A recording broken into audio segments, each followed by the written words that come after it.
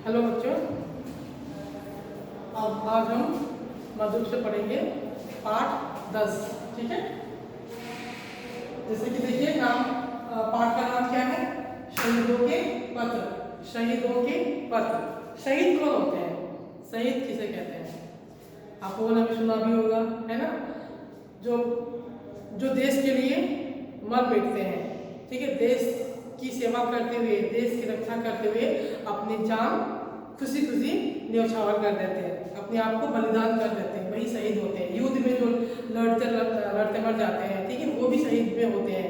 और जिनको देश सेवा करते हुए फांसी दी जाती है या जिनको गोली मार दी जाती है, वो भी शहीदों के अंतर्गत आते हैं। ठीक है, तो शहीदों के पत्र। शहीद है तो इन्होंने पत्र लिखा, तो किसको लिखा और क्यों लिखा था? यहाँ पे इस पाठ में दो शहीदों के बारे में जिन्होंने पत्र लिखा था, किन किन को लिखा था ये पढ़ेंगे तो पता चलेगा। पत्र। पत्र में व्याकरण जब कराओगे बाद में आपको पत्र लिखने का तरीका बताऊंगी, कैसे पत्र लिखा जाता है। पत्र दो प्रकार के होते हैं, एक औपचारिक, अनौपचारिक, है ना?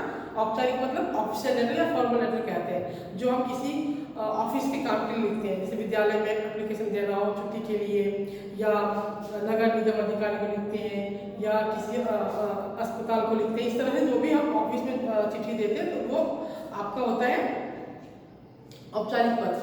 अब अनौपचारिक पत्र वो होता है जो हम अपने दोस्तों को लिखते हैं, अपने रिश्तेदारों को लिखते हैं, अपने सगे संबंधियों को लिखते हैं, वो अनौपचारिक होता है। ठीक है, इसके बारे में हम बाद में बात करेंगे, पहले तो हम इस पाठ को पढ़ते हैं। अब ये पाठ है शहीदों के पत्र। अब देखिए कौन कौन शहीद थे, कौन कौन थे जिन्होंने पत्र लिख करके हमें अवगत कराया था, क्यों उनको फांसी दी गई थी। ठीक है,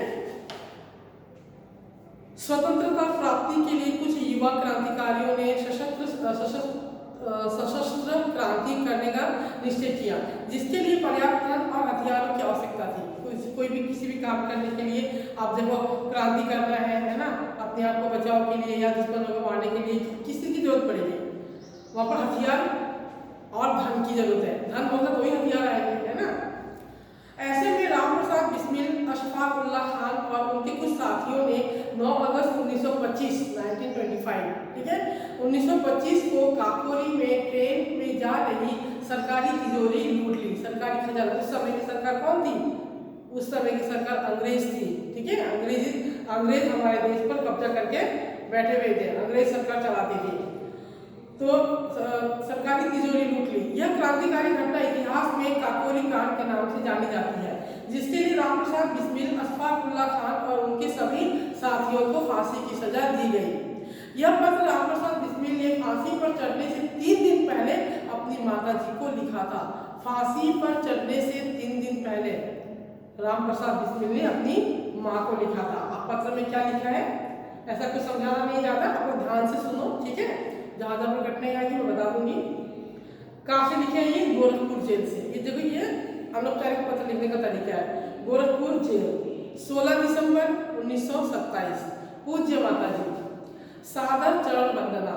तुमने इस शरीर को जन्म देकर केवल पालन पोषण ही नहीं किया, आत्मिक, धार्मिक तथा सामाजिक उन्नति में तुम ही मेरी सदैव सहायक रही। माँ ने उनको जन्म ही नहीं दिया, बाकी आत्मिक हो, धार्मिक हो या सामाजिक, है ना, तौर तरीके हो, जो हम अपनी संस्कृति से सीखते हैं। ठीक है, जो हमारी संस्कृति है, जो हमारा धर्म है, जो हमारा समाज है, ठीक है, वो सब चीजें, वो सब बातें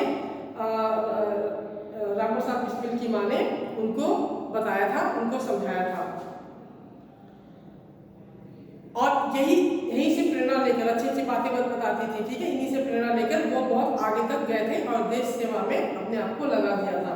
मुझे प्रत्येक जन्म में परमात्मा ऐसी माता दे, महान से महान संकट में तुमने मुझे अधीर नहीं होने दिया। अधीर मतलब अधीरता नहीं, अधीर धैर्य नहीं होने दिया। ठीक है, संभल के रहने की प्रेरणा दी। सदैव अपनी प्रेम भरी वाणी को सुनाती हुई मुझे सांत्वना देती रही। तुम्हारी ममता की छाया में मैंने अपने जीवन भर कोई कष्ट अनुभव न किया। इस संसार में मेरी किसी भी भोग विलास तथा सुख की इच्छा नहीं। भोग विलास मतलब आमोद प्रमोद, आमोद प्रमोद मतलब मनोरंजन, है ना, मनोरंजन करना, हंसी मजाक करना, ये करना, वो करना, आराम की रामप्रसाद बिस्मिल को केवल एक इच्छा है, वह यह कि एक बार श्रद्धा पूर्वक तुम्हारे चरणों की सेवा करके अपने जीवन को सफल बना लेना। श्रद्धा पूर्वक मतलब आदर पूर्वक, है ना, आदर पूर्वक श्रद्धा पूर्वक अपनी माता की चरणों को स्पर्श करना चाहते थे और अपना जीवन सफल बनाने की उनकी कामना थी, उनकी इच्छा थी। किंतु यह इच्छा पूर्ण होती नहीं दिखाई देती, क्योंकि शीघ्र ही मेरी मृत्यु का संवाद सुनाया जाएगा। मृत्यु का संवाद मतलब मृत्यु की बातें आपको सुनाई जाएंगी कि आपका बेटा मतलब आपके बेटे को फांसी दे दी गई है, ठीक है। माँ मुझे विश्वास है कि तुम यह समझदार धैर्य धारण करोगी कि तुम्हारा पुत्र माताओं की माता, भारत माता, देखो माताओं की माता की सेवा के लिए उसको दंडित किया गया है ना। वो अपनी माँ से भी बड़ा किसको मान रहा है, अपनी माँ से भी ऊंचा किसको स्थान, माँ से भी ऊंचा स्थान किसको दे रहे हैं, ये भारत माता को दे रहे हैं, ठीक है। महान से महान संकट नहीं यहाँ पर माँ मुझे विश्वास है कि तुम यह समझदार धैर्य धारण करोगी कि तुम्हारा पुत्र माताओं की माता भारत माता की सेवा में अपना जीवन समर्पित कर गया है। अधीर नहीं होना, धैर्य नहीं होना, बल्कि ये सोचना कि तुम्हारा बेटा जो है, ठीक है, अपनी माँ से भी बढ़कर भारत माता की सेवा में अपने जीवन को बलिदान कर दिया है। उसने तुम्हें शहीद की माँ होने का गौरव दिया। शहीद, है ना, आज हम भगत सिंह को याद करते हैं, रामप्रसाद बिस्मिल को याद करते हैं, अशफाक उल्लाह खान को याद करते हैं, जो भी शहीद हुए हैं, है ना। तो आज गर्व से हम कह सकते हैं ना, ये हमारे देश के सबसे पहले देश सेवा में इन्होंने अपने आप को बलिदान कर दिया, ठीक है। ये क्रांतिकारी थे, देश के लिए लड़ रहे थे, अपने लिए नहीं लड़ रहे थे, अपने परिवार के लिए नहीं लड़ रहे थे, देश को आजाद करना था तो देश के लिए लड़ रहे थे। तो यही गौरव जो है हमेशा आपको मिलता रहेगा। जब स्वाधीन भारत का इतिहास लिखा जाएगा तो किसी पृष्ठ पर उज्जवल अक्षरों में माँ तुम्हारा नाम अवश्य लिखा होगा कि ये रामप्रसाद बिस्मिल की माँ है, जिन्होंने रामप्रसाद बिस्मिल जैसे बेटे को जन्म दिया, जिसने देश सेवा के लिए अपने आप को कुर्बान कर दिया। जन्मदात्री मतलब जन्म देने वाली, अपनी माता को क्या कह रहे हो, जन्मदात्री कह रहे कि आपने मुझे जन्म दिया। जन्मदात्री वर दो कि अंतिम समय भी मेरा हृदय दृढ़ रहे और तुम्हारे चरण कमलों में प्रणाम अर्पित कर मैं परमात्मा का स्मरण करता हुआ शहीद हो जाऊं, ठीक है। वर मांग रहे हैं, वर मतलब वरदान मांग रहे हैं अपनी माँ से कि मैं किंचित भी थोड़ा भी विचलित न हो, जब मुझे फांसी पर चढ़ाया जाएगा तो मैं विचलित न हो, बल्कि मैं परमात्मा को स्मरण करते हुए, भगवान को याद करते हुए शहीद हो जाओ इस देश के लिए।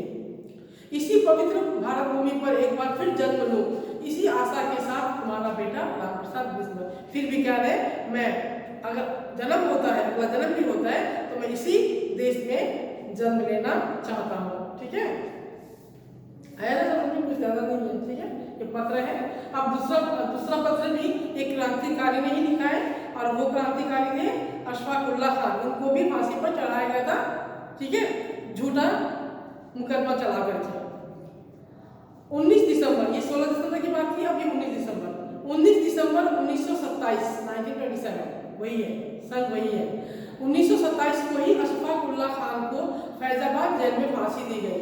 फांसी के लिए जाते समय वे हाजियों की भांति कलमा पढ़ रहे थे, कलमा पढ़ के कविता पढ़ रहे थे, ठीक है, गुनगुना रहे थे, पढ़ते रहे। उन्होंने उपस्थित जनता से कहा, अब उन्होंने जो चिट्ठी लिखा था वो अपनी माँ को, भाई को, बहन को नहीं, उन्होंने जनता को लिखा था, उस समय के देशवासियों के नाम लिखा था। उन्होंने उपस्थित जनता से कहा, मेरे हाथ इंसानी खून से कभी नहीं रंगे, मेरे ऊपर जो इल्जाम लगाया गया है वो गलत है, मैंने किसी को नहीं मारा। झूठ मूठ का इन लोगों ने, अंग्रेज सरकार ने मुझ पर इल्जाम लगा दिया है और मुकदमा चला दिया है, मैंने किसी भी इंसान को मार करके अपने हाथों को नहीं रंगा है। अशफाक उल्लाह खान ने भी फांसी के तख्ते पर चढ़ने से 3 दिन पहले, इन्होंने भी 3 दिन पहले ही चिट्ठी लिखा था, 3 दिन पहले ही पत्र लिखा था। मेरे प्यारे देशवासियों, भारत माता, अब इन्होंने देशवासियों के नाम चिट्ठी लिखा है, भारत माता को आजाद करवाने के लिए रंगमंच पर हम अपनी भूमिका अदा कर चुके हैं। गलत किया या सही, हमने जो भी किया स्वतंत्रता पाने की भावना से प्रेरित होकर किया। स्वतंत्रता, देश को स्वतंत्र करना था, इसी भावना से प्रेरित होकर हमने आंदोलन किया था, ठीक है। वह सही था कि गलत था हमें नहीं पता है। हमारे अपनी निंदा करें या प्रशंसा, लेकिन हमारे दुश्मनों तक को हमारी हिम्मत और वीरता की प्रशंसा करनी पड़ी। हमने इतनी मतलब बहादुरी से काम किया कि हमारी हिम्मत, हमारे लोग अपने लोग तो करेंगे करेंगे, लेकिन दुश्मनों ने भी हमारी हिम्मत की प्रशंसा की, हमारी तारीफ की है। कुछ लोग कहते हैं कि हमने गुलामी को न सहा और देश में आतंकवाद फैलाना चाहा, पर यह सब गलत है। तो उस समय के जो सरकारी संस्था के लोग थे, वो लोग, उन लोगों ने इनको आतंकवादी कह दिया था, ठीक है। तो आतंकवाद फैलाना चाहता था, आतंकवादी जैसे आतंकवादी मतलब लोगों को मारते वैसे ही इनके ऊपर इल्जाम लगा दिया, पर यह गलत है। वो गलत कह रहे हैं इसको। हमारे कितने ही साथी आज भी आजाद हैं, फिर भी हमारे किसी साथी ने कभी किसी को नुकसान पहुंचाने वाले तक पर गोली नहीं चलाई। किसी ने हमको नुकसान पहुंचा, किसी ने हमको मारना था, तो भी हमारे साथी ने, मेरे साथियों ने उन पर गोली नहीं चलाई, तो हम आतंकवाद कैसे हुए? यह हमारा उद्देश्य नहीं है। हम तो आज़ादी हासिल करने के लिए देश भर में क्रांति लाना चाहते हैं। हमें किसी को मारना नहीं है, हम तो देश को आज़ाद करना है। देश को आज़ाद करने के लिए पूरे भारत में, पूरे देश में हम क्रांति लाना चाहते थे। सरकार भी अंग्रेजों की और जज भी अंग्रेजों की। देखो आप क्या कह रहे हैं, सरकार भी अंग्रेजों की और जज भी अंग्रेजों की। फिर न्याय की मांग किससे करते हैं? सरकार ही अंग्रेज है, जज भी अंग्रेज है, तो हमारे साथ न्याय थोड़ी करेंगे। वो तो हमें उल्टा हमारे पर मुकदमा चलाएंगे, हमें मुकदमा सही ठहराया जाएगा, दोषी करार दिया जाएगा, फिर हमें सजा दी जाएगी। क्यों? क्योंकि सब के सब अंग्रेज थे वहां पर।